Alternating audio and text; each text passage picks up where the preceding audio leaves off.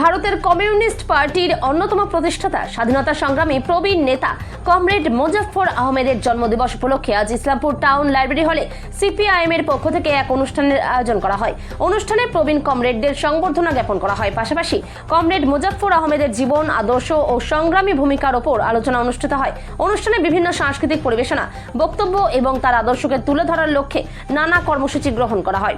এদিন উপস্থিত নেতৃবৃন্দ ও কর্মী সমর্থকরা কমরেড মোজাফফর আহমেদের আদর্শ অনুসরণের অঙ্গীকার পুনর্ব্যক্ত করেন এবং সংগঠনকে আরও শক্তিশালী করার লক্ষ্যে বিভিন্ন সাংগঠনিক কর্মসূচি গ্রহণের কথাও জানান। Bureau report, big news Bangla. এটা হচ্ছে ভারতের কমিউনিস্ট পার্টির অন্যতম প্রতিষ্ঠাতা এবং স্বাধীনতা সংগ্রামী কমরেড মোজাফফর আহমেদ, যিনি কাকাবাবু নামে আমাদের পার্টির সবার কাছে পরিচিত, যার নির্দেশ মতো প্রয়াত আমাদের রাজ্যের মুখ্যমন্ত্রী কমরেড জ্যোতি বসু যখন ব্যারিস্টার হয়ে লন্ডন থেকে এখানে আসলেন, তাকে নির্দেশ দিয়ে, তার নির্দেশেই হচ্ছে comrade Jyoti Basu trade union আন্দোলনের সাথে যুক্ত হয়েছিলেন। অর্থাৎ তার জন্মদিনটা পালন করা হয় একটা ঘটনাকে কেন্দ্র করে। ৬২ সালে চীন সীমান্ত বিরোধকে কেন্দ্র করে কমিউনিস্ট পার্টি, যারা প্রকৃত কমিউনিস্ট পার্টির নেতৃত্ব, বর্তমান যারা মার্ক্সবাদী, ভারতের কমিউনিস্ট পার্টির মার্ক্সবাদী সদস্য, তাদের নেতাদের গ্রেপ্তার করে জেলে আটক রাখা হয়। সেই সময় আমাদের কর্মীরা বিচ্ছিন্ন হয়ে পড়েছিল।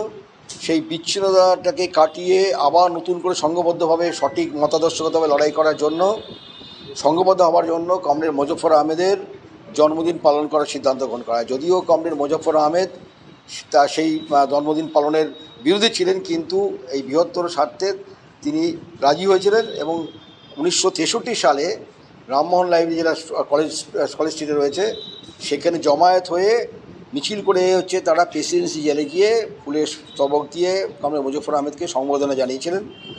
তারপর থেকেই প্রতি বছর আমাদের পার্টিতে আমাদের সব আন্তর্জাতিক নেতা বাদ দিয়ে, Lenin, marks, angle, Lenin, Stalin, মাও সেতুং, হো চি মিন বাদ দিলে আমাদের দেশে আমাদের পার্টির নেতা হিসাবে কমরেড মোজাফফর আহমেদেরই হচ্ছে জন্মদিন পালন করা হয়। আর এবার 138তম, আজকে 138তম জন্মদিন। আজকে আমাদের পার্টির বিভিন্ন স্তরে পতাকা উত্তোলন, মাল্যদান অনুষ্ঠান হলো এবং আমরা 1985 সালে আমরা অতীতে যারা ছাত্র আন্দোলনের সঙ্গে যুক্ত ছিলাম, এসএফআই করতাম, আমরা একটা পাঠাগার হিসাবে কমরেড মোজাফফর আহমেদের নামে একটা স্মৃতি পাঠাগার গঠন করেছিলাম। সেই স্মৃতি পাঠাগারের পক্ষ থেকে আমরা প্রতি বছরে 85 সাল থেকে আজকের দিন পর্যন্ত আমরা এইভাবে ছোট্ট অনুষ্ঠান করি, ক্ষুদ্র অনুষ্ঠান, আলোচনা সভা, সাংস্কৃতিক অনুষ্ঠান আর সম্মাননা জানাই। সেই হিসাবে আমরা প্রতি বছর 3 জন করে আমরা অতীত সংগ্রামের সাথী বা পরিবারের শহীদ পরিবারকে আমরা সংবর্ধনা জানাই। এবছর আমরা জানালাম। এর সঙ্গে নতুন সংযোজন হয়েছে যে রায়গঞ্জে একটি সংগঠন আছে যারা দীর্ঘদিন ধরে কাজ করছে, সাথী সংগ্রাম এবং শপথ।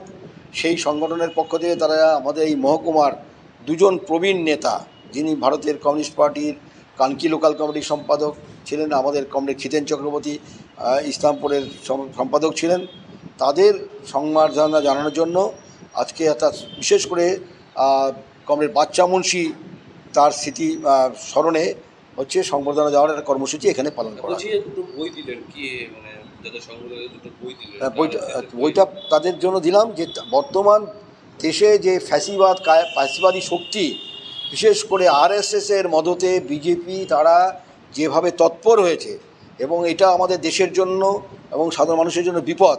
তাই আজকে ফ্যাসিবাদকে প্রতিহত করা এবং মানুষে বিভাজন করবার যে আরএসএসের যে রাজনীতি, তাকে পরাস্ত করবার জন্য আহ্বান জানিয়ে আমরা এই জন্মদিনে আমরা মানুষের কাছে বার্তা দিতে চাই। সেই জন্যই হচ্ছে আমরা 2টো বর্তমান পরিস্থিতির উপর লেখা বই, সাম্প্রদায়িকতার বিরুদ্ধে এবং হচ্ছে আরএসএসের এই যে তাদের যে একটা নীতি, তাদের যে একটা ফ্যাসিবাদী কায়দায় যে ধর্মীয় বিভাজনের রাজনীতি করছে, সেই হিটলার, মুসলিনির থেকে তাদের পথ নির্দেশে সেইটার বিরুদ্ধে লড়াইকে এগিয়ে যাওয়ার জন্য আমরা আজকে এই বই দুটি তাদেরকে দিলাম।